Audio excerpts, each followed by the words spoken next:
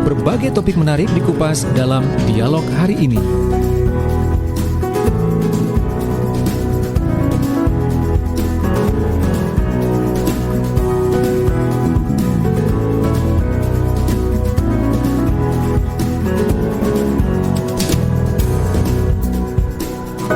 Assalamualaikum warahmatullahi wabarakatuh. Selamat pagi sahabat. Saya Ilham Dianta kembali hadir menemani Anda. Dan pagi hari ini Jumat 19 November 2021 ya. Setiap jam 9.10 kita wawasan kita akan bertambah lagi ya. Khususnya di hortikultura ya. Atau segala sesuatu yang berkaitan dengan pangan, pertanian dan sebagainya ya. Kita pagi hari ini masih menyoal tentang pertebuan ya. Kalau pada Jumat lalu atau seminggu sebelumnya kita bicara soal tebu, tapi ini ya berkaitan dengan hama yang menyerangnya, yaitu jenis atau namanya luka api.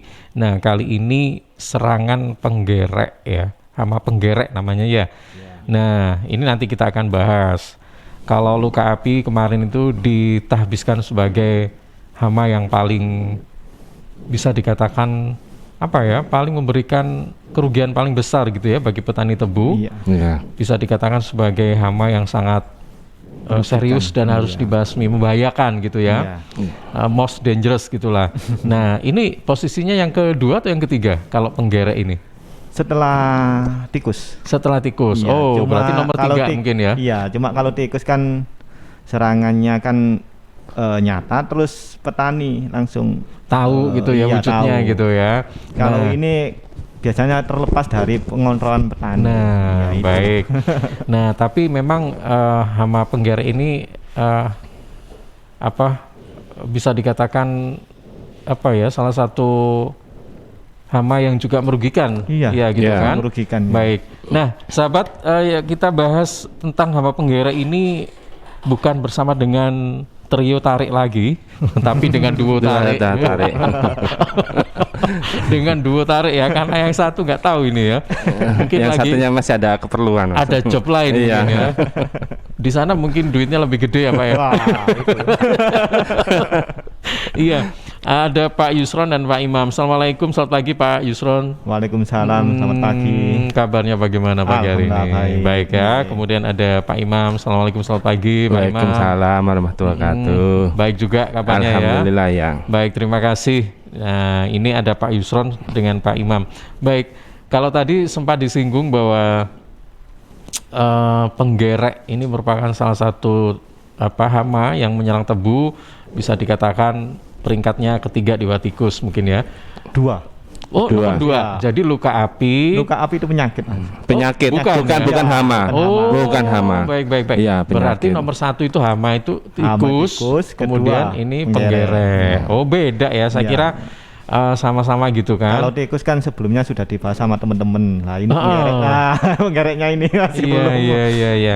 Nah ini sebagai yang pertama, bisa dijelaskan ini mungkin Pak Yusron, nanti juga Pak Imam juga bisa menambah, atau Pak Imam dulu ya. Pak Imam dulu. Nah ini penggerek ini apa sih Pak Imam ya, mungkin bisa dijelaskan. Ini tadi dikatakan sebagai hama kan. Hama. Kita kan selama ini mungkin nggak terlalu tahu ya. Biasanya kalau petani tebu mungkin tahu, tapi kalau yang umum masyarakat awam ini kan nggak terlalu familiar gitu kan.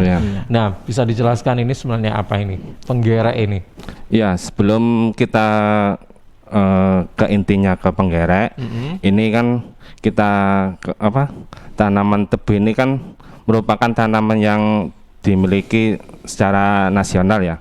Terus tanaman tebu ini juga sebagai bahan baku pembuat gula. Kebutuhan gula ini di se-Indonesia ini meningkat dari tahun ke tahun sampai sekarang. Terus hingga saat ini kendala dalam budidaya tebu ini ada serangan hama, terutama ini secara berkepanjangan ini ada hama penggerek batang. Penggerek batang ini paling yang merugikan di tanaman tebu, meskipun bukan di tebu aja, juga di tanaman padi juga ada. Gitu Mas. Terus ini di hama penggerek batang ini juga sering merusak dan menimbulkan kerugian yang cukup besar di tanaman tebu. Terus di Indonesia ini kan banyak tanaman tebu-tebu ya, di Pulau Jawa, Pulau Sumatera, Sumatera ini kan banyak tanaman tebu ya. Masalahnya kan Indonesia kan tetap butuh gula. Nah, sehingga kita harus mewaspadai untuk tanaman tebu ini terhadap hama penggerek. Untuk serangan penggerek ini biasanya bisa menyebabkan tanaman tebu itu bisa mati. Selanjutnya saya serahkan ke Mas Yusran. Iya, berarti penggereknya masih belum dijelaskan sama Pak Imam. Penggerek ini apa? Kemudian ya mungkin bisa ciri-cirinya seperti apa? Kemudian biasanya menyerang pada tanaman tebu itu usia berapa? Ya, ini termasuk hama yang sangat berbahayakah atau bagaimana gitu? Monggo. Kalau penggerek ini serangannya hamanya itu seperti ulat. Ulat ya? Iya, ulat. Wujudnya seperti ulat. Iya. Besarnya ya kayak ulat, sama. Oh iya. Tapi warna putih. Iya. Jadi, ini menyerang daun, batang atau akar? Kalau penggerek ini ada dua, Mas. Ada penggerek pucuk, itu menggerek pucuk. Ada penggerek batang, itu menggerek batang. Yang sangat ditakutkan kan penggerek pucuknya ini. Soalnya penggerek pucuk ini nanti menggereknya itu titik tumbuh. Jadi kalau penggerek pucuk ini jika menyerang tanaman tebu, maka tebu itu akan mati. Beda dengan penggerek batang. Penggerek batang itu nanti ada lubang-lubang di batangnya. Itu tapi tebunya tidak mati. Mengurangi tingkat produksinya. Ya, produksinya sama rendemennya. Iya.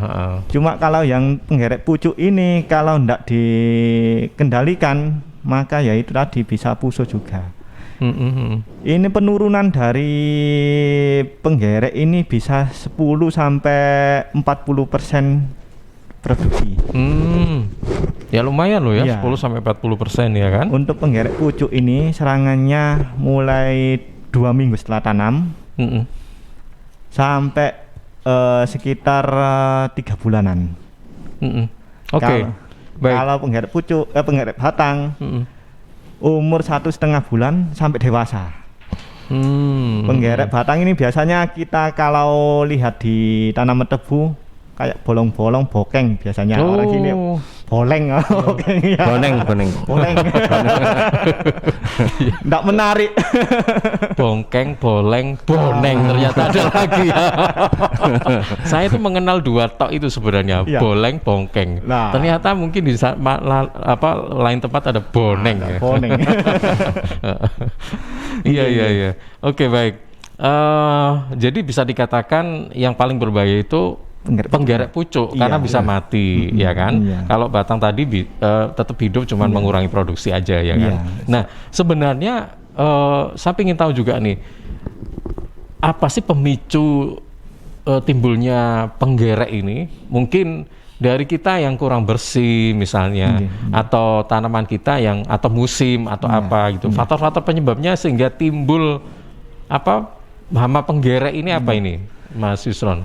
Sebelumnya saya jelaskan, penggerek ini semua lahan tebu yang ada di dunia ini cuma ada 2 yang tidak terserang, di daerah Australia sama Fiji, Jepang. Kalau daerah lainnya pasti ada penggereknya. Pasti ada penggereknya. Kenapa ya kalau di sana nggak ada ya? Nah itu kurang tahu juga. Mungkin cuacanya juga. Soalnya kondisi cuaca juga menentukan juga. Pengaruh juga di tanaman tebu juga. Iya. Apalagi dengan kalau kondisi. Australia mungkin dingin, daerah lain, negara lain juga ada yang dingin, ya kan? Iya. Kalau misalnya Swiss itu juga dingin. Cuma kan yang terbesar daerah Australia, Brasil sama mana itu? Daerah Cina mungkin. Nah ini kan yang hanya dua negara ini yang tidak terserang penggerek ini. Tapi mungkin dari perawatannya juga. Itu Beda. oke lah, bisa dikatakan bahwa ini faktor iklim atau Iklim cuaca juga. dan sebagainya itu Iya, mempengaruhi iya, ya, iya. ada atau enggaknya si Iya. penggerek itu, ya kan? Selain itu apa ini Mas? Kalau dari varietas tanaman atau apa gitu, pasti varietas- nggak mempengaruhi Iya, itu ya. Kalau varietas enggak pengaruh Mas. Varietas apapun kalau Iya. misalnya ada penggerek ya pasti kena gitu Iya, ya. kena. Cuma ada satu varietas yang bisa tahan. Itu varietas PSJT 941. Itu tebunya kalau sampean tahu tebunya sangat keras. Terus untuk kelenteknya juga susah. Jadi untuk penggereknya mungkin Iya. soalnya daunnya ini juga kalau kena tangan Agak langsung landep Mas. landep ya Landep. iya, Agak kasar. Iya, kasar. Kasar. Makanya ulatnya itu kalau makan daunnya mungkin Agak agak kesulitan. kesulitan.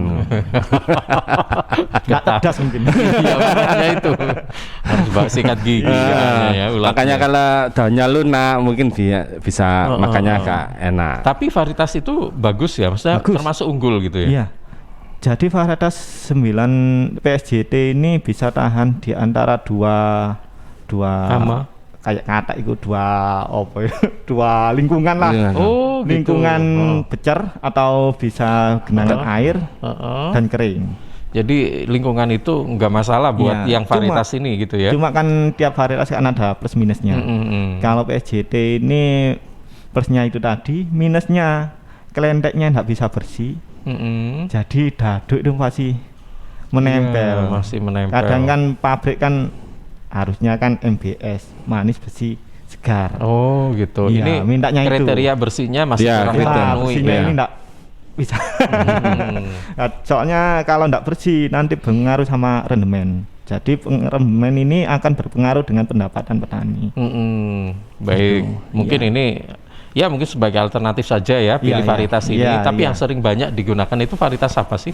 Tebu itu biasanya. Kalau di sini kebanyakan sih ada BL. Heeh. BL itu tebu merah itu tadi. Tebu merah. Terus 881. Mm-mm. Terus sama PSJK dan lain lah banyak mungkin mas ini.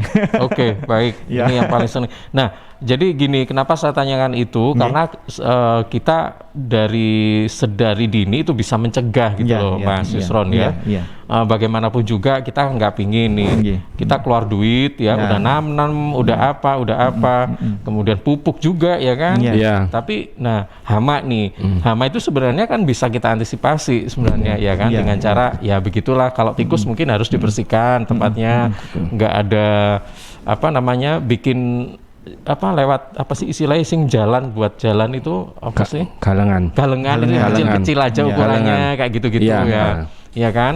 Nah, ini kalau misalnya kita meminimalisir agar tidak atau mungkin ya agar serangannya dikit lah tentang ini yang namanya penggerek batang ini supaya nggak terlalu banyak. Nah, itu kan kita harus antisipasi Iya. gitu loh. Itu bisa dengan pemasangan feromon. Feromon itu kayak corong gitu. Nanti dikasih kayak feromon hormonnya dari pejantan. Jadi nanti yang cewek-cewek ini kan kalau yang Kawin. cowok, Kalau mau kawin itu. ya, yang cowok kan tertarik dengan apa jenenge hormon ini tadi, nanti akan mati di sekitar feromon ini tadi. Jadi yang cewek bisa mandul. Jadi serangannya nggak begitu itu. Itu susah atau enggak ya kita kalau diterapkan itu? Kalau diterapkan nggak susah, cuma barangnya ini agak susah carinya. Oh, Bisanya di online ya. Itu satu-satunya cara, nggak ada lagi, cara lain. ada lagi. Ada lagi apa Ada ini? lagi biasanya dari PGPG biasanya menyediakan untuk pias. Jadi pias ini dari dari Trichogama. Jadi nanti pias ini mulai awal penanaman bisa dipasang di sebelah-sebelahnya. Oh gitu. Kalau misalnya dari sistem penanaman kira-kira bisa nggak ya? Misalnya gini nih, Mas Imam ya.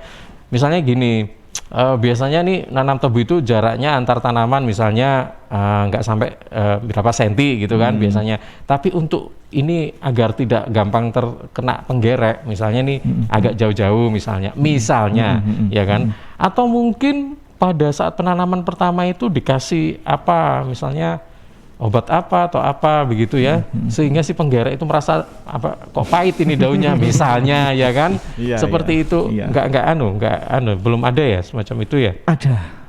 Jadi biasanya kalau pengendalian ini dikasih kayak furadan, cuma kan kalau kimiawi ini kan kalau terus-terusan dikasih kan juga nggak baik kan. Ya pengaruh di tebuhnya itu.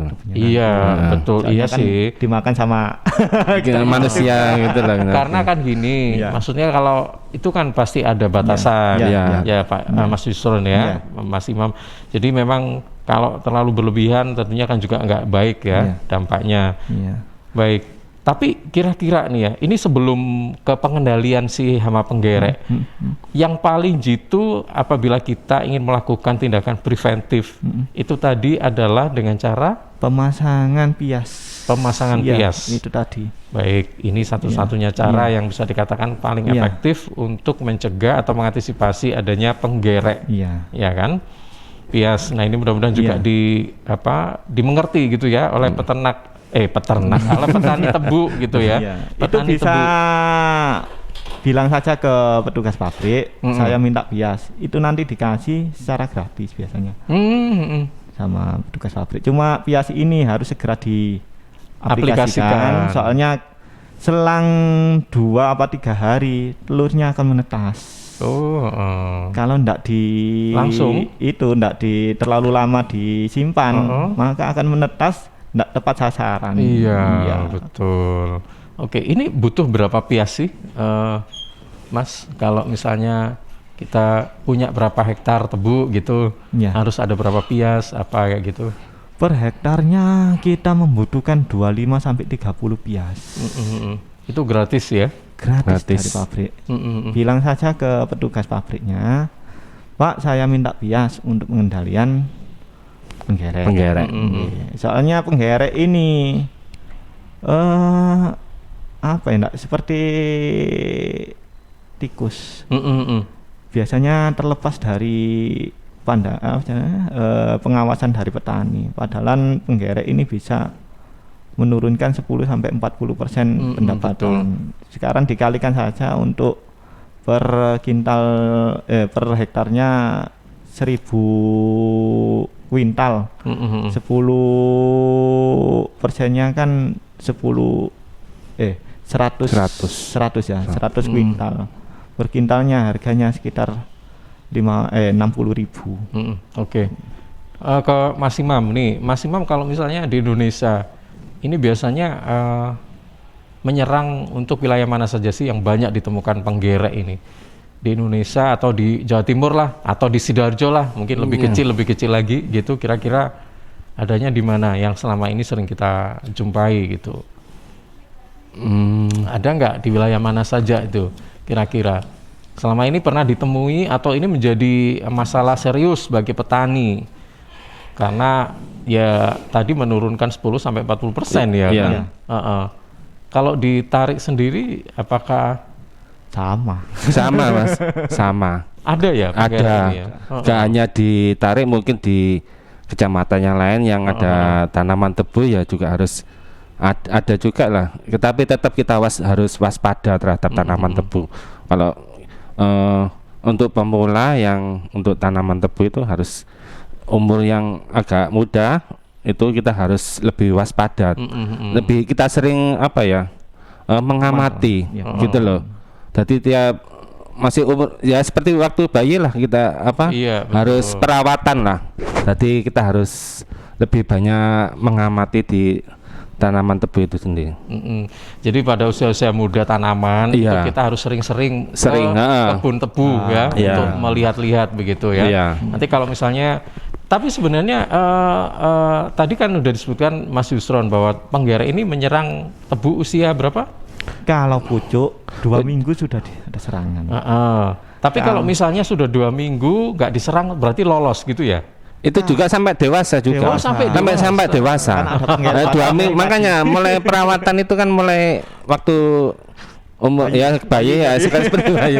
Itu jadi sampai dewasa tetap kita harus ada pemantauan, pengamatan juga. Enggak, tadi kan dibilang oleh Mas Imam bahwa pada usia dini itu tebu harus kita intensif lah Intensif, gitu ya. kan, memperhatikan. Saya kira mungkin kalau udah usia berapa bulan itu sudah loss gitu loh. Intinya udah terbebas lah dari penggeret. Ternyata enggak ya. Iya, apalagi penggeret batang ini sampai dewasa, sampai mau panen ini juga bisa terserang. Bisa menyerang. Oke. Makanya harus ada lihat kalau ada kupu-kupu atau yang mau menempel di tanaman tebu itu kita harus waspadai. Masalahnya kan mereka kan kupu-kupu ini kan naruh telurnya kadang di daun atau di batangnya tebu. Nah, makanya itu kan harus lebih waspada. Berarti sama penggeret ini memang dibawa oleh insek ya, serangga gitu ya. Iya. Terutama kupu-kupu. Kupu-kupu. Kadang biasanya diletakkan di bawah Daun. Jadi kita enggak Iya, Nggak tahu. pengawasannya lu Iya. tiba-tiba ada. Saya gitu. agak heran dengan kupu-kupunya sebenarnya. Kupu-kupu. Ini kupu-kupu apa gini loh, tebu itu nggak berbunga sih sebenarnya. Iya. Kenapa kupu-kupu harus di situ gitu loh? Kan kupu-kupu terbang itu mencari madu ya kan. Kayak lagu. Iya, kok heran saya ya, kenapa kupunya kok nangkep kebun tebu, capek-capek terbang ke situ hanya untuk Sasar mungkin. hanya untuk menempatkan telur-telur di sana gitu kan. Iya, soalnya tanaman kayak padi atau bunga bisa mempengaruhi juga. Jadi sebelah tebu ini kalau bisa ya bebas dari tanaman itu tadi. Baik. Nah sekarang saya mau nanya tentang tanaman tebu yang kalau terkena penggeret itu nanti selain mati, itu cirinya kayak apa sih? Maksudnya kalau orang kan kena penyakit itu ada gejala ya kan. Iya. Nah kalau yang ini gimana nih? Ciri-cirinya kalau tanaman ini kena penggeret itu seperti apa? Kalau penggeret pucuk ini biasanya serangnya pada ini tadi batang melalui tulang daun atau pupusnya itu.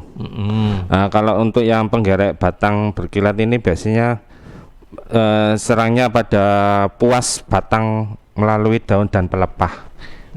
Terus cirinya gimana nih? Kalau secara nyata kita lihat tanamannya itu apa, jadi kuning atau layu atau daunnya gugur. Nah kayak gitu-gitu loh maksudnya. Gimana nih? Kalau yang pucuk itu daunnya agak melungker-melungker ya kan. Oh, sama nanti kalau jadi tumbuhnya nggak normal. Iya, nggak maksudnya. normal. Nanti kalau sudah terserang parah, nanti akan kayak kering. Kayak terserang luka api kan hitam. Kalau ini kan kering. Daunnya itu. Titik tumbuhnya. Kering. Iya, tumbuhnya nggak normal, kemudian jadi kering, jadi klorofilnya nggak kelihatan ya kan, jadi kering kan, mati nanti lama-lama gitu. Kalau itu dari daun. Dari daun. Kalau pingin tahu ulatnya ini bisa ditarik titik tumbuhnya ini tadi, jadi di dalamnya ada ulatnya nanti. Oh gitu, kelihatan ya nanti. Kelihatan. Kalau untuk penggeret batang nanti ya itu tadi. Kayak boleng-boleng ini tadi, lubang-lubang lah. Iya. Oh gitu ya. Iya. Baik, nah ini harus diketahui. Ini sebenarnya bisa ini pengendaliannya ini seperti apa sih? Cara pengendaliannya? Pengendaliannya mungkin ada 3. Iya. Secara biologis, mekanis, sama kimiawi. Kalau bisa dikendalikan mekanis sama biologis, kita pakai ini. Kita hindari kimiawi lah. Supaya kita sehat. Residu maksudnya. Jadi kalau kimiawi itu alternatif ketiga saja. Iya, paling terakhir lah. Alternatif pertama apa nih? Secara mekanis. Secara mekanis. Nah, ini gimana ini Mas? Jadi mekanis ini kita progres yang kena penggeret ini kita keluarkan ulatnya tadi. Ya. Oh berarti memang konvensional dong? Iya. Berarti kalau tebunya manusia yang melakukan gitu ya? Melakukan sendiri. Kalau tebunya dikit nggak apa-apa, kalau berhektar-hektar ya. Agak susah juga. Jadi kita harus ngamati per batang-batang. Iya. Ini gini, mohon maaf ya, kalau misalnya nih ulat si penggeret ini kan ada di daun atau di batang. Kira-kira kalau daunnya itu dipotong-potong gitu nggak membuat tebu menjadi mati nggak? Karena kan ada di daun, kan gampang. Kita nggak usah deh lihat-lihat itu, potong aja daunnya, dikumpulkan, dibakar kayak gitu misalnya nih. Iya. Gimana ini solusi kayak gitu gimana ini Mas? Kalau daunnya kita potong nggak ada masalah Mas. Cuma nanti kan yang jadi masalah titik tumbuhnya ini kalau dipotong terus ya pertumbuhannya akan lambat, lambat juga nggak begitu. nggak bisa maksimal lah. Soalnya Oke. tanaman kan butuh fotosintesis. Iya, Kalau iya, kurang iya. kan pertumbuhannya juga nggak normal. Berarti untuk daunnya tetap aja dipertahankan Ada. begitu. Dipertahankan, ya. Mungkin daun yang kering-kering aja Iya, ya, iya. kita kepras begitu ya. Tapi untuk si penggereknya berarti secara manual harus kita sendiri yang Iya. nyari dan Iya. kita harus hilangkan gitu loh Hilangkan, maksudnya. Iya gitu ya. Iya. Baik itu Iya. di batang, ya memang harus ini effort ya istilahnya ya. telaten juga. Telaten. Harus telaten ya. Memperhatikan satu-satu Satu-satu satu batang nah kayak gitu. Makanya itu Ya kalau- ampun, susahnya ya. Iya. Kalau mekanis ini untuk lahan yang sempit. Kalau untuk yang itu nggak bisa. Nah, Mungkin berarti waktu kalau itu untuk tadi. lahan yang lebih besar lagi, caranya bukan mekanis lagi ya, Iya, caranya. bukan mekanis lagi. Paling efektif pakai yang biologis ini tadi. Heeh. Jadi musuh alaminya yang kita kerahkan. Heeh. Ya, bisa Predator gitu Ya ya. predatornya ya. Mulai pias tadi. Pias atau Itu. feromon tadi. Heeh. Cuma ada kendala kalau feromon ini kan semua jenis kayak klaper-klaper yang menguntungkan atau yang bermanfaat juga mati gitu Mas. Kan ada kupu kan ada yang bermanfaat, ada yang merugikan. Takutnya yang bermanfaat tadi juga Iya. ikut ke sana. Oke, jadi sudah dijelaskan secara biologis juga mekanis. Nah, sekarang kimiawi ini prioritas yang ketiga ya. Kalau misalnya yang pakai yang pertama, kedua, kalau memang terpaksa sekali itu yang kimiawi. Nah, ini Iya. gimana ini caranya, Mas? Kalau kimiawi ini kita juga lihat serangannya, tingkat serangannya. Kalau di atas 10% baru kita pakai kimiawi. Kalau di bawahnya kalau bisa pakai yang dua tadi. Nah, Soalnya ini kalau pakai kimiawi menggunakan apa? Kalau kimiawi pakai insektisida jenis yang sistemik. Sistemik langsung Jadi sistemik ini mati. kita berikan nanti diserap oleh jaringan. Jadi nanti kalau ada ulat yang makan jadi mati. Gitu. Oke, tapi ini ada sisi plus minusnya. Iya, ya, iya. Yang Memang efektif kimia. cuma ya itu tadi. Ini akan meninggalkan residu. Iya, residu tadi ya. Meninggalkan residu ini, dan kan kalau meninggalkan residu agak susah dibersihkan susah ya. juga. Iya. Kalau kena air hujan gitu gimana sih? Apanya? Maksudnya residu itu apa tetap bertahan atau luntur gitu sih sebenarnya? Misalnya nih Iya. kita Iya. semprot ya, Iya, habis itu hujan 2 hari misalnya, kayak gitu gimana? Apa tetap menempel di situ residunya atau enggak ya? Kalau residunya kan ada di tanahnya itu tadi. Oh Yang jadi itu, masalah, iya. jadi nggak di batang daun-daunnya itu? Enggak. Iya. Loh, jadi berarti kita semprotkan di mana dong? bukan disemprotkan, jadi di kayak butiran pupuk Oh gitu. modelnya ya. Jadi Heeh. pemberiannya itu pas dikasih pupuk juga dikasih kimiawi tadi. Oh gitu. Jadi Saya kira nanti pakai kena- semprot-semprot yang ini. Kalau disemprot kan ulatnya di dalam Mas. Jadi ulatnya di dalam nggak bisa kena. Oh Percuma betul. nanti Heeh. buang-buang apa jenenge Energi. Berarti itu Iya. bentuknya kayak powder gitu ya, butiran-butiran. Iya, Mungkin iya. kayak pupuk NPK yang warna Nah, biru itu iya, ya, sama. yang Nanti kecil-kecil gitu kan. larut dalam air, nanti diserap oleh jaringan. Heeh. Nah ini tadi. Berarti itu Iya. secara otomatis si tanaman tebu itu akan membuat mungkin menjadi pahit atau apa Nah, gitu kan, itu, sehingga iya. si penggerek itu nggak Nggak makan. Iya. Oh gitu. Takutnya nanti pas sistemnya. ditebang masih ada residu yang ada di jaringan ini tadi, terus diolah jadi apa namanya, gula dimakan sama manusia kan juga. Makanya penyakit sekarang aneh-aneh. Iya betul, Mas. Ini dari tipe pengendalian yang bukan tipe C, ini jenis ya, jenis pengendalian iya. yang sudah disampaikan, biologis, kimiawi, dan mekanis. Mana yang paling ya tingkat keberhasilannya paling tinggi itu yang mana? Atau yang disarankan kayak Iya. gitu? Kalau saya menyarankan untuk penggunaan biologis tadi Mas, pakai bias. Soalnya untuk dampaknya juga ndak besar lah terhadap lingkungan. Terus tebu ini juga aman kalau dikonsumsi oleh manusia. Cuma ya itu tadi ndak semua pabrik juga menyediakan bias ini. Nah, tadi kembali lagi. Iya, kalau Ndak pabriknya semua nggak menyediakan, pabrik ini kita cari menyediakan kemana lagi. gitu. Ya itu tadi. Tadi sebagian kecil saja yang menyediakan. Jadi kalau di sini juga Mungkin di pabrik yang besar ya, pabrik gula yang besar-besar itu mungkin stok yang seperti itu bisa ada, juga gitu ya. Tapi ya kita juga harus berkomunikasi lah sama pihak. Kalau dari BPP nggak ini ya, Nggak maksudnya terlalu itu Mas, soalnya ada lab khusus yang untuk budidaya ini tadi. Mungkin dibutuhkan apa peralatannya Peralatannya apa, itu kayak tadi gitu-gitu ya. Kita juga terbatas dengan ya untuk dana pembiayaan untuk labnya ini tadi. Oh iya ya, Ya betul lab soalnya. Iya betul, iya betul. Lebih besar malah. Oke, iya baik. Tapi kok gratis gitu kan? Maksudnya, iya. kan Kalau butuh lab itu kan biasanya ya komersil ya kan. Tapi ini gratis ya kalau. Ya, soalnya gini Mas, prinsipnya kita dengan pabrik biasanya kan kalau produksinya petani tinggi, otomatis kan pabriknya juga seneng. Jadi banyak bahan baku juga yang digiling ke pabrik tersebut. Kalau ini kan kalau penurunnya 10% aja dikalikan berapa ton apa namanya tebu kan juga. Jadi itu tadi untuk mengurangi impor tadi kan produksi harus tinggi. Oke, baik.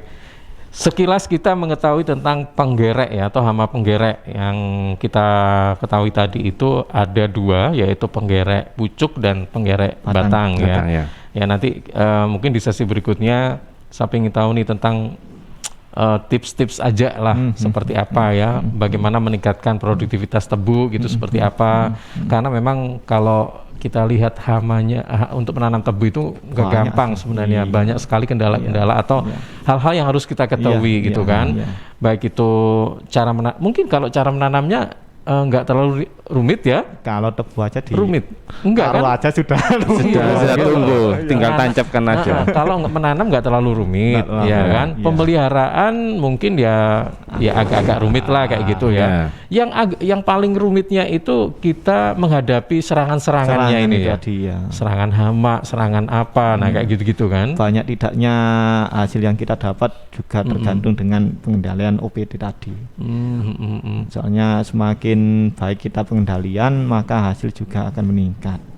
Kalau kita ndak memperhatikan pengendalian OPT ini ya bisa ndak panen juga. Nah makanya ini yang juga harus menjadi perhatian para petani tebu ya. Selama ini yang kita tahu memang tebu dibiarkan aja, hasilnya juga nggak apa-apa ya, itu tadi hasilnya yang nggak maksimal istilahnya. Iya betul. Baik, Mas Yusron juga Mas Imam, nanti kita akan lanjutkan lagi ya obrolan kita pagi hari ini. Untuk sahabat Suara Sidoarjo yang mungkin ingin bertanya silakan ya. Kita bahas tentang serangan penggerek pada tanaman tebu. Ya, monggo silakan Anda bisa gabung di 031 896 1514 atau melalui WA di 0811 309 1009. Kami segera kembali. Rokok opo iki kok putihan? Ya rokok tok, ya murah, ya akeh. Rokok ilegal ki. Masa rokok ilegal iki? Yo ki. Lah awakmu kok roh nek ki rokok ilegal? Rokok ilegal iki gak nek pita cukene. Samen paling roe bandro kuwi lho. Rokoke kudu enek merek karo nama perusahaane sing terdaftar ndek bea cukai. Lokasi pembuatane ndek kene ya gak enek. Terus ndek kene rokok ilegal iki gak enek gambar karo peringatane teko pemerintah. Berarti rokok ilegal gak resmi no? Aduh ya mesti to Lemul. Rokok ilegal merugikan negara. Mergo ora mbayar cukai sing digembangun negara. Walah cucu, sepenting wong-wong gak roh. Loh, gak iso lagi. Makane to Le, tuku sing pasti-pasti ae. Aja ngawur. Laporkan peredaran rokok ilegal ke kantor Bea Cukai terdekat atau hubungi nomor 1.500 225 1.500 225. Iklan layanan masyarakat ini dipersembahkan Bea Cukai Sidoarjo. Ayo, ngewangi bea cukai, berantas rokok ilegal. Bea Cukai Sidoarjo, fokus mengawasi, tulus melayani. Ya, sahabat, sering bertambahnya usia, tubuh mulai bersifat asam atau asid sehingga mudah terserang penyakit. Segera perbaiki pola makan dan perbanyak asupan alkaline, seperti sayur, buah, dan Cheers Alkaline Power. Cheers Alkaline air minum kesehatan dengan pH tinggi 8,5 yang setara dengan sayur dan buah serta punya 6 manfaat, yakni meningkatkan metabolisme dan daya tahan tubuh terhadap virus, menjadi antioksidan alami pencegah kanker, menjaga kekuatan tulang dan gigi, membantu penyerapan mineral lebih efektif, membantu hati dan ginjal membuang racun dari tubuh, serta mencegah sakit mah. Info lengkap Cheers hubungi Sutrisno 0821 4225 6646 0821 4225 6646. Cheers, healthy drinking water. CHEERS Cheers, CHEERS Cheers, CHEERS Cheers, air minum yang terbaik. Hey, Cheers in the house. Cheers, air ber-pH tinggi. Cheers dapat membantu netralkan pH tubuh. Cheers mengandung antioksidan alami. Cheers, air minum terbaik untuk keluarga. Air minum sehat keluarga. Cheers, air minum dengan pH tinggi. Cara pesannya mudah, petugasnya ramah. Gratis ongkos kirim. Hey, Cheers in the house. Untuk pemesanan via WhatsApp di nomor 087777243377. Gratis ongkos kirim. Cheers in the house. Untuk wilayah Sidoarjo dan sekitarnya bisa menghubungi Depo Candi di 0821 4225 6646 0821 4225 6646. Sahabat khusus warga Jawa Timur, ada kabar gembira untuk Anda yang punya kendaraan bermotor. Ya, ini sesuai keputusan Gubernur Jawa Timur tahun 2021 nomor 188/151 KPTS sekian tentang pemutihan dan insentif pajak daerah untuk warga Jawa Timur. Ya, ini diberlakukan pemutihan bebas denda PKB, BBNKB, dan bebas BBN kedua dan lain-lain. Serta insentif pajak sebesar 20% untuk kendaraan roda 2 dan 3 dan 10% untuk kendaraan roda 4 atau lebih.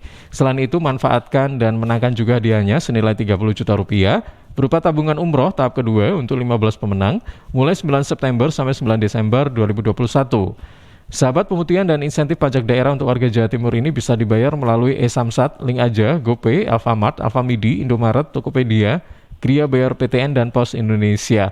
Info lebih lanjut Anda bisa hubungi kantor bersama Samsat Sidoarjo Kota. Informasi ini dipersembahkan oleh kantor Samsat Sidoarjo. Arek-arek iku rame lapo sih? Mulakno, nek dikandani wong tuwek dirungokno, nek durung siap duwe anak, gak usah rabi. Anake loro, pilek, watuk, ono seseke. Lho, bahaya iku. Momong dorong budalo nang bidan. Hati-hati dan waspada ya. Demam, batuk, dan susah nafas bisa jadi itu tanda-tanda pneumonia atau infeksi paru-paru. Penyebabnya bisa virus, bakteri, atau jamur. Mudah menular lewat droplet saat batuk atau bersin. Tapi ini bisa dicegah dengan pemberian imunisasi PCV pada bayi dan anak. Imunisasi PCV selain mencegah pneumonia juga bisa mencegah radang selaput otak atau meningitis dan radang telinga tengah atau otitis media. Imunisasi PCV diberikan pertama pada bayi usia 2 bulan, dilanjutkan pada usia 3 bulan, dan dosis ketiga saat anak usia 12 bulan. Imunisasi PCV bisa didapat di posyandu, bidan, puskesmas, rumah sakit, klinik kesehatan, praktek dokter mandiri, dan layanan kesehatan lain yang menyediakan imunisasi. Lapo guyu-guyu dewe? Putune wis sehat, Cak. Wis diimunisasi PCV pisan. Seneng aku. Gak pengen ngeramut bayi maneh ta? Ayo tak gaweno. Iklan layanan masyarakat ini persembahan Dinas Kesehatan Kabupaten Sidoarjo. Suatu hari di dalam tubuh yang sudah divaksinasi, vaksin bekerja dalam tubuh menimbulkan kekebalan melawan COVID-19. Lapor Komandan, tubuh ini baru saja dimasuki vaksin dan kini mengalami beberapa reaksi seperti pusing, demam, dan mengantuk. Apakah ini berbahaya, Komandan? Tenang, tubuh ini baik-baik saja. Justru pasukan kita akan semakin kuat untuk melawan virus dan... Sudah, biar saya saja yang menjelaskan, Komandan. Ya, Reaksi setelah vaksinasi merupakan hal yang wajar terjadi. Umumnya hanya gejala ringan seperti nyeri, bengkak, dan kemerahan di tempat suntikan, pusing, atau demam. Nah, kalau sudah di rumah dan terjadi reaksi, tetap tenang, hubungi nomor kontak yang ada di kartu vaksinasi. Ayo, vaksinasi COVID-19 sekarang juga. Dipersembahkan oleh Kementerian Kesehatan Republik Indonesia. Suara Sidoarjo, lembaga penyiaran publik lokal pemerintah Kabupaten Sidoarjo. Ya, sahabat, masih bersama dengan sahabat-sahabat dari BPP Tarik ya. Di kesempatan pagi hari ini ngobrol tentang serangan penggerek pada tanaman tebu ya, bersama dengan Mas Yusron juga Mas Imam. Baik, sebelum kita ke beberapa penanya ini ya, saya ingin tanya juga nih ke Mas Yusron juga Mas Imam ya. Sebenarnya kalau untuk pengendalian, apa bisa nggak dilakukan misalnya dengan tadi kan nyebutnya bias ya namanya? Bias ya. Bias. Itu misalnya kita kirim serangga lain, misalnya kan kupu-kupu nih. Misalnya kita cari nih predator dari kupu, misalnya jangkrik atau apa gitu, bisa nggak ya kira-kira misalnya? Atau mungkin kita melalui tanaman kayak tumpang sari, misalnya nih. Ini kayaknya yang penggerek ini benci deh dengan tanaman ini. Mungkin selama ini pernah nggak ditemukan misalnya akhirnya kita tanam di sebelah-sebelahnya itu kayaknya misalnya kayak tanam serih atau daun serih misalnya nih ya, tumpang sari atau apa-apa kayak gitu. Pernah ini Mas Imam, Mas Yusron mungkin? Kalau bias ini kan bentuknya kayak telur gitu. Nanti 2 hari apa 3 hari menetas jadi kayak kupu-kupu juga. Oh gitu. Tapi kupu-kupunya ini bersifat baik lah, bukan kayak yang ini tadi. Jadi dan itu yang mengendalikan jadi nanti penggerek tadi. Jadi kan kupu-kupu yang penetasan dari bias ini akan mencari telur-telur yang disebarkan oleh kupu-kupu yang tidak baik tadi. Jadi gitu. Telur tersebut akan diinduksi sama kupu-kupu yang baik ini tadi. Kupu-kupu ini tadi meletakkan telur di atas telur, di dalam telur. Jadi kalau netas nanti jadi tidak berpengaruh sama ini tadi, tidak jadi ular. Oh tadi. Gitu, sebenarnya tekniknya ada yang seperti itu gitu ya. Jadi nggak perlu, maksudnya saya bilang jangkrik tadi mungkin ya seperti ini lah. Cuman tadi ini kan sudah. Terus kalau yang kayak tumpang sari itu belum pernah ya ada model begitu ya? Belum ada, cuma ya kalau pakai sing bunga warna-warni itu. Pancawarna, bukan bunga kertas. Oh itu kembang kertas itu ya. Kembang kertas ya. Oh itu bisa sebenarnya. Bisa. Itu kan untuk menarik kupu-kupunya biar nggak ke tanaman tebu. Betul. Soalnya saya pernah ke kebun tebu. Ini kenapa ya pinggirnya kok ditanami kembang kertas gitu? Saya kira mau dibikin taman-taman apa gitu. Untuk ternyata tanaman hias. Itu ya. Asalnya kan kupu-kupu kalau ada bunga atau tanaman yang menarik. Untuk menarik kupu-kupunya sendiri ya itu tadi yang saya maksud awal tadi. Ini kupu-kupu kenapa nggak ada bunga kok tebu-tebu gitu ya? Iya kan? Nyasar gitu. Mencari madu kok mencarinya di daun tebu gitu loh. Oke. Baik, nih saya ingin tahu juga nih Mas, kalau tadi kita udah bicara tentang pengendalian, kemudian pengobatan tadi yang dilakukan kan ternyata kimiawi itu nggak disarankan ya, pakai biologis sama dihindari dulu. Baik, nah ini tips ya, saya kira ini juga penting sebenarnya yang harus diperhatikan kita menanam tebu agar bisa berhasil dan mungkin bisa, ini agak panjang tapi nggak apa-apa ya, bisa disesuaikan dari di pembibitannya seperti apa, perawatannya, kemudian kalau selama ini selain ada penyakit-penyakit atau hama yang selama ini kita bahas kayak kemarin itu luka api, terus penggerek dan sebagainya, mungkin ada yang lain yang belum kita bahas atau kita ketahui, monggo disampaikan ini. Untuk tips penanaman tebu yang kita kalau untuk pembasmian OPT enggak bisa Mas, semuanya kan enggak bisa, cuma kita pengendalian, makanya kita istilahnya pengendalian lah. Untuk tipsnya yaitu tadi, pertama kita pakai benih atau jenis varietas yang unggul, yang tahan terhadap penyakit, baik untuk tikus atau hama lainnya. badan penggerek juga ini. Terus untuk kebersihan kebun, biasanya untuk gulma atau itu yang buat sarang tikus atau untuk hama lain itu kalau bisa kita bersihkan lah supaya enggak rungsep lah biasanya. Iya, berarti ini untuk gitu. kebersihan ini juga harus diperhatikan gitu kan. Terus untuk got-gotnya juga diperhatikan. Untuk ketiganya ini pemasangan musuh alami ya, untuk pengendalian apa ya? Hayati lah.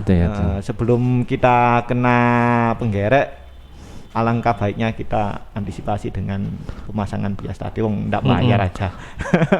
Gratis dari itu tadi. Terus untuk biasanya kalau tebu ini kelentek ini juga kadang petani juga kurang begitu diperhatikan. Kalau dulu sih untuk kelentek bisa 3 kali biasanya, Mas. Kalau sekarang paling petani tebu 1-2 kali sudah baik gitu. Soalnya untuk kelentek juga sebagai supaya tebu ini modot lah istilahnya, supaya pertumbuhannya normal, juga untuk sirkulasi angin yang ada di itu. Terus untuk supaya lahan tersebut tidak lembab yang menyebabkan jamur atau penyakit lain tadi. Terus kemudian kita sering-sering lah melihat atau mengunjungi lahan tersebut. Soalnya sekarang kan petani kayak tebu kan ya ndak itu ya. Minimal itu punya 5 atau 10 hektar. Itu bisanya. Kalau semakin ada juga yang puluhan hektar juga. Kalau semakin tinggi, semakin banyak lahan tebu kan pengawasannya juga agak kurang. Jadi ya mampunya berapa yaitu yang digarap supaya hasilnya bisa maksimal tadi. Kalau terlalu banyak juga hasilnya sedikit kan percuma, eman-eman untuk sewanya tadi. Oke, baik. 6 menit ya, kita coba buka beberapa catatan, bukan catatan sih, pertanyaan yang sudah masuk ya. Pada kesempatan pagi hari ini dari Pak Hanafi yang ada di Waru ya. Bagaimana penanganan pada batang tebu yang sudah terserang hama penggerek? Penanganan apakah memang kita harus pasrah saja? Apa nggak ada solusi lain gitu kan? Karena kalau tadi kan sudah bolong-bolong gitu ya. Ini apa nggak mungkin, maksudnya apa bisa dipulihkan lagi atau bagaimana begitu kan? Kemudian oke, sebentar. Oke, ini dari Rara yang ada di Sukodono. Bagaimana ya Pak cara merawat tanaman tebu agar tidak gampang terserang serangan penggerek? Ini tadi saya tanyakan pada awal tadi ya, tapi nggak apa-apa mungkin dibahas lagi.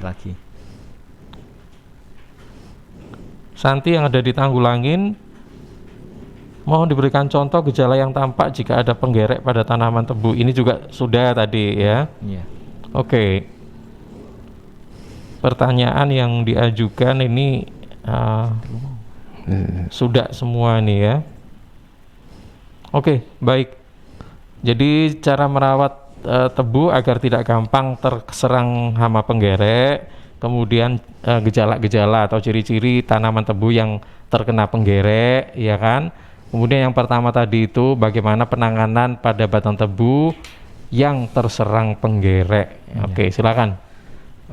Saya mau menanggapi yang pertanyaan yang pertama tadi nih Mas, untuk penanganan batang tebu yang sudah terkena penggerek. Jadi kalau makanya itu kan untuk kunjungan ke lahan apa namanya, sering-sering ke disambangi lah untuk lahan tebu ini. Kalau nanti ada kayak gejala 1-2 penggerek batang ini, bisa langsung kita antisipasi tadi. Bisa pakai rogresan ini tadi, yang paling gampang pakai rogresan, kita bawa sabit lah. Nanti kalau ada ini tadi langsung tadi. Terus yang paling utama itu pemasangan pias sebelum kita antisipasi dulu sebelum terkena itu tadi. Pemasangan pias, pada umur ya sekitar 1 minggu atau 2 minggu setelah penanaman tadi, jadi kita harus masang bias-bias tadi. Tapi kalau sudah kena, kalau sudah gimana kena ya itu tadi nggak bisa nggak bisa memang. Makanya ya? itu kita sebelum semakin banyak itu tadi. Berarti langkah kita agar kita terhindar atau misalnya meminimalisir penggerek itu dilakukan pada saat mencegah atau mengantisipasi. Iya, pada awal itu. Tapi kalau misalnya sudah kena, itu memang kita nggak bisa ngapa-ngapain gitu ya. Karena memang ya itu tadi, kalau kena di batang begitu, kalau kena pucuk mati, ya kan? Kalau batang sampai nanti tebu ini mau ditebang atau mau tebang, tetap ada lubang boleng tadi. Jadi tetap ada. Baik ya. Nah ini berarti memang harus kita perhatikan sekali kan. Makanya dilihat dari pertama kali waktu kita mau tanam tebu itu. Jadi seperti kayak perawatan waktu bayi lah. Makanya kita harus pemantauan lebih maksimal, intensif. Karena kalau misalnya sudah kena, tidak bisa diperbaiki lagi, maksudnya gitu kan. Iya. Kemudian yang kedua dan tiga, ini jadi satu aja Mas. Oh ya, untuk merawat dan gejala penggerek tadi ya. Untuk merawatnya itu tadi pemilihan varietas unggul yang bebas dengan penggerek tadi, seperti PSJT 941 tadi. Terus kebersihan kebun juga harus diperhatikan, got-gotnya juga harus diperhatikan. Kemudian untuk gejalanya ini tadi, kalau penggerek pucuk ini tadi kan titik tumbuh atau daun tunasnya ini ndak normal, nanti kuning akan menjadi kering. Kalau untuk gejalanya yang penggerek batang ini tadi ya ada lubang-lubang di dalam batang di batang tebunya gitu ya. Itu nggak mengeluarkan getah-getah atau apa gitu enggak? Pokok jadi ada lubangnya. Lubang dikit ya. Dan itu sampai kapanpun bekas itu tetap ada. Oke, baik. Kemudian yang ketiga ini tentang sudah ya berarti ya. Jadi satu tadi. Sudah jadi satu. Baik, nggak terasa nih memang kurang semenit lagi atau 1 menit lagi waktu kita. Yang terakhir ini Mas Imam, Mas Yusron ya. Sebagai yang terakhir, sebagai penutup kesimpulannya, monggo disampaikan. Untuk kesimpulan penggerek tanaman tebu ini, yang pertama ini pengolahan lahan Mas. Pengolahan, terus yang kedua ini menanam benih bebas hama dan juga harus varietas yang toleran. Terus yang ketiga ini memantau dinamika pada populasi hama. Yang selanjutnya lagi juga harus mengendalikan hayati. Terus yang selanjutnya lagi sama pengendalian secara mekanisme. Itu aja. Mungkin ada dari Mas Jun. Cukup ya. Gitu ya. Baik. Iya, mudah-mudahan ini juga kita semakin terbuka ya, bahwa menanam tebu itu tidak sederhana apa yang kita bayangkan. Ternyata banyak step, banyak tahap yang harus kita perhatikan. Gini, ini kan memang untuk mendapatkan hasil yang maksimal, ya kan? Tentunya banyak sekali yang harus kita perhatikan, baik itu dari pada saat penanaman, kemudian pemeliharaan ya dan sebagainya. Kalau pada saat pemanenan, nggak terlalu penting juga ya kan? Pemanenan pasti semua bisa lah. Yang penting ada waktu dan inilah sarana gitu kan kalau pemanenan. Tapi kita fokusnya itu pada saat penanaman awal ya. Penanaman awal. Tadi yang sudah disampaikan oleh Pak Yusron dan Pak Imam. Baik, terima kasih Mas Yusron, Mas Imam. Sama-sama. Mudah-mudahan ini bermanfaat. Amin. Dan tentunya kita bisa bahas lagi dengan tema-tema yang berbeda Jumat depan ya. Iya. Oke, baik. Selamat pagi dan assalamualaikum warahmatullahi wabarakatuh. Waalaikumsalam.